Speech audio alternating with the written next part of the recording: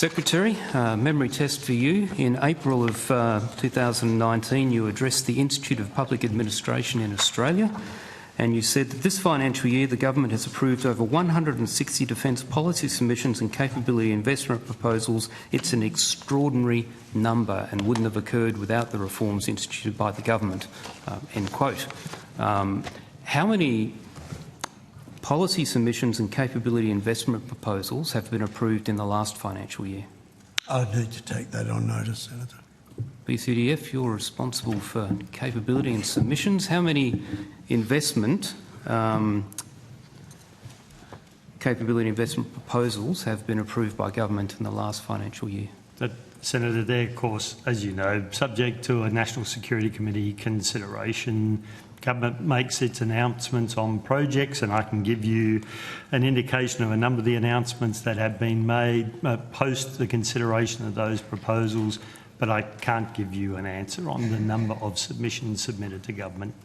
Okay, well, can you take it on notice, please, for us? Yes, we'll do what we can, sir. Because it is important, and this has been raised before, about Australia's defence industry, and Secretary, in that speech back in 2019, you highlighted the fact that post the First Principles Review, we had actually said defence industry is going to be considered a fundamental input to capability, the intent being that our capability managers would manage it and its sustainability and efficacy, along with people and doctrine and tactics and all the other things that are fundamental inputs to capability.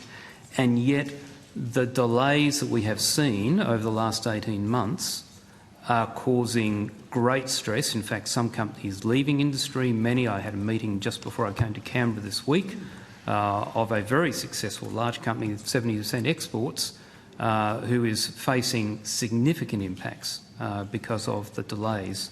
And so I want to come to the Defence Industry Development Strategy that the Minister for Defence Industry stated would be delivered toward the end of last year, and we're yet to see it. So what is the status of that strategy?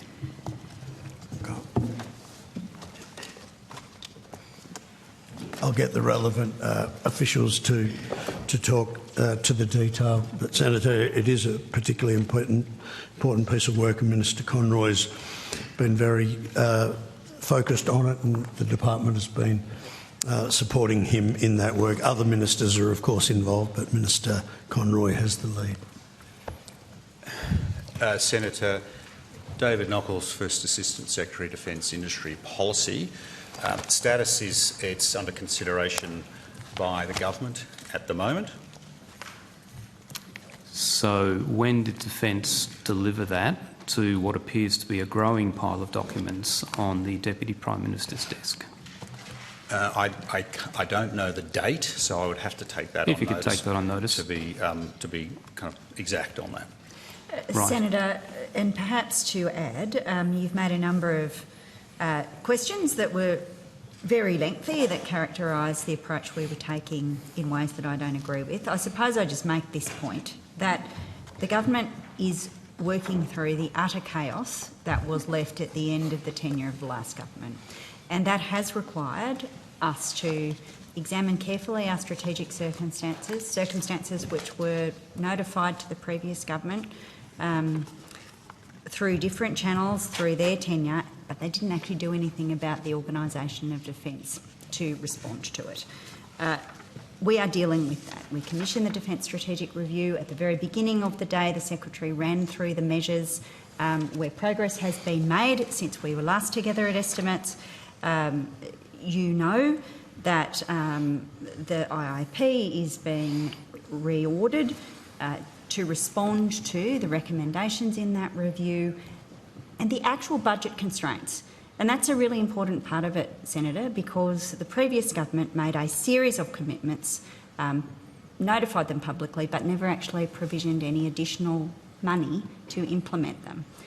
We recognise that actually responding to our strategic circumstances also means dealing in an honest and responsible way with the budget circumstances for the government, and that's the process that is underway now. So, I mean, thank you for that chiding.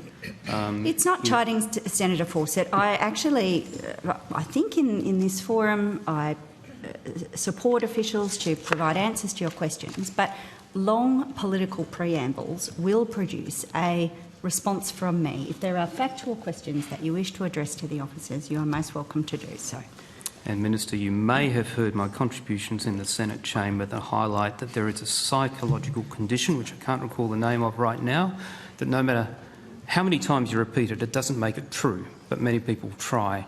And the Secretary to your right, I've just quoted his speech talking about the fact that the previous government actually passed many investment decisions with funding and grew defence industry considerably because of the funding that did actually flow, and many of the issues that you're currently dealing with, like WEO and other things, were initiated under the other government. The IIP you talk about, the CDF, answering questions in previous estimates, has highlighted that that has been one of the best reforms in terms of holistic investment in capability as a system that the Defence Force has seen. So you can say that it was a shambles all you like, that does not necessarily make it true.